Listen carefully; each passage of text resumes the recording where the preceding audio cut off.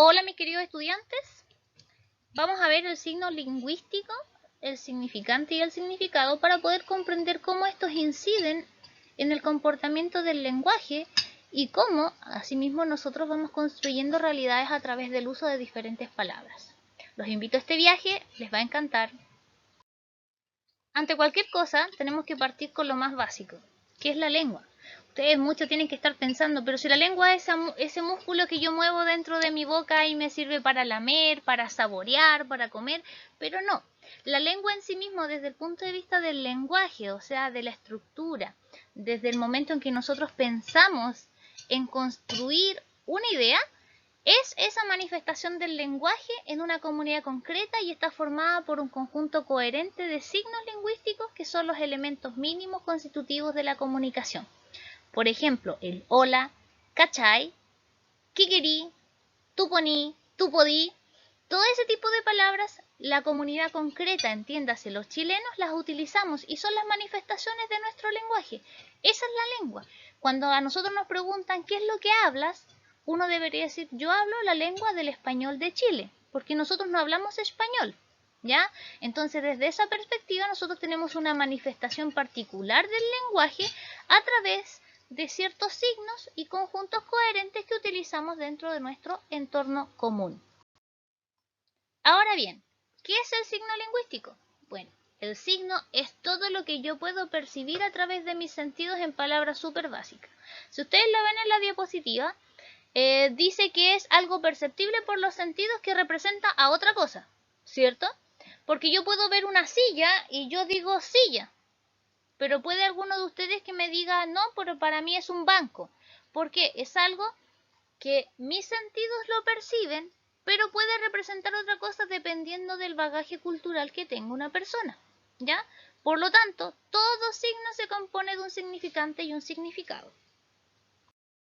Entonces, partiendo de lo que yo les había dicho anteriormente, que todo tenía que ver con cómo los sentidos interfieren en la interpretación de lo que uno ve dentro de su entorno cotidiano, vamos a decir que el significante es en sí mismo la expresión que permite acceder a dicho significado, o sea, la imagen acústica. Por ejemplo, yo veo la imagen de la silla, sigamos con ese mismo ejemplo, y yo digo silla. La palabra silla es el significado, ¿ya? Porque va unida acústicamente al concepto de cada cosa. Ahora bien, el significado va a ser la información semántica que transmite el signo. O sea, lo que el signo quiere decir, ¿para qué sirve una silla? Ah, la silla sirve para sentarse, para descansar, sirve para reposar las posederas, sirve para descansar los glúteos y colocarse en una posición más cómoda.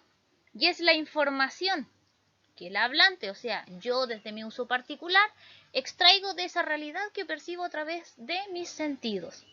¿Les hace sentido? Valga la redundancia. Bien, veamos este ejemplo. Se fijan que ahí hay una imagen que cualquiera diría, oh, es una rosa. Pero no, lo vamos a entender como el concepto genérico que es flor. Nuestro signo lingüístico visual extraído a través de nuestros sentidos es flor. Tiene un significado, ¿cierto?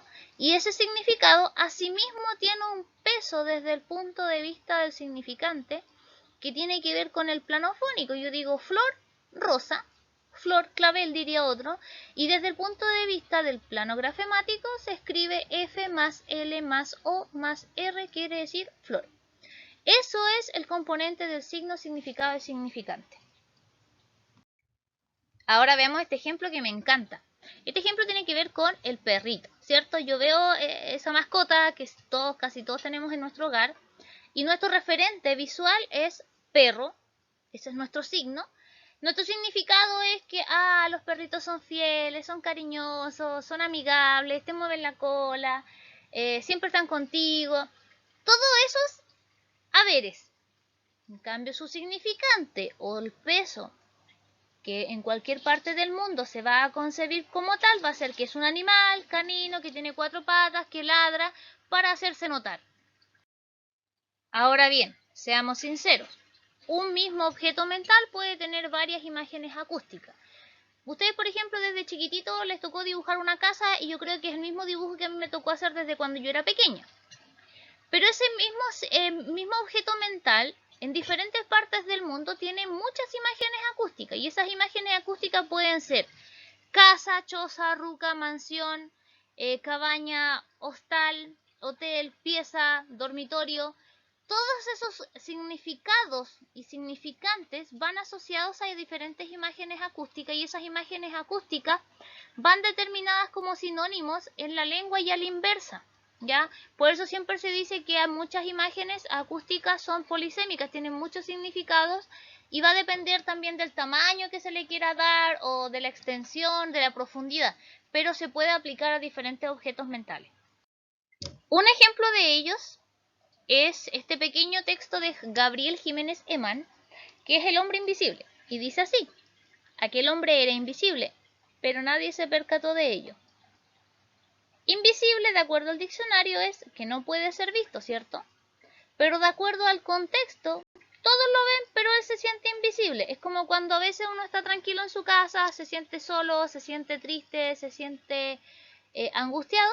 Ahí tenemos la respuesta contextual. Entonces, muchos de los significantes asociados a estas imágenes acústicas polisémicas, chicos, tienen que ver con el contexto, ¿ya? Y el contexto incide mucho en la forma en que uno habla, en la forma en que uno se comporta. Ahora, entrando ya en un terreno más lingüístico, vamos a decir que el lenguaje se caracteriza por dos grandes sentidos: lo denotativo y lo connotativo. Primero, la denotación, chicos, es la significación básica y estable del signo, o sea, es lo que yo voy a entender desde la lengua propiamente tal.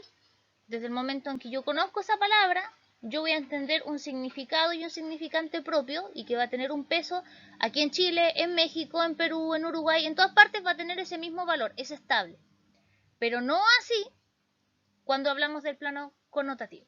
Por ejemplo, cuando yo tengo aquí el ejemplo para la expresión zorro, Z-O-R-R-O, tenemos el significado referencial que en todas partes se entendería como un mamífero cánido, ¿cierto? Pero en el caso contextual o connotativo, uno podría decir que una persona es muy zorro cuando es muy perspicaz, cuando es muy sagaz, cuando encuentra cosas, cuando es muy inquisitivo. ¿Se fijan? Porque ahí cambia el plano, pero el plano estable quiere decir que es un mamífero cánido que obviamente no ha sido domesticado por el hombre.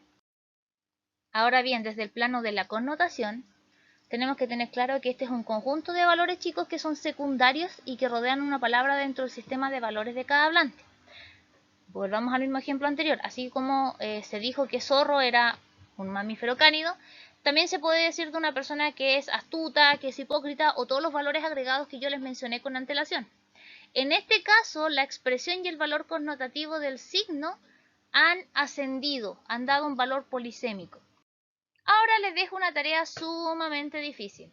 Busquen palabras dentro de lo denotativo y lo connotativo dentro de su vida cotidiana, solo 5 ejemplos, y vean cómo incide el contexto en el uso recurrente del lenguaje y cómo la lengua sigue siendo una manifestación constante del cómo somos. Y ahí nos vemos en la tareita que les voy a dar después, que es un análisis de un texto.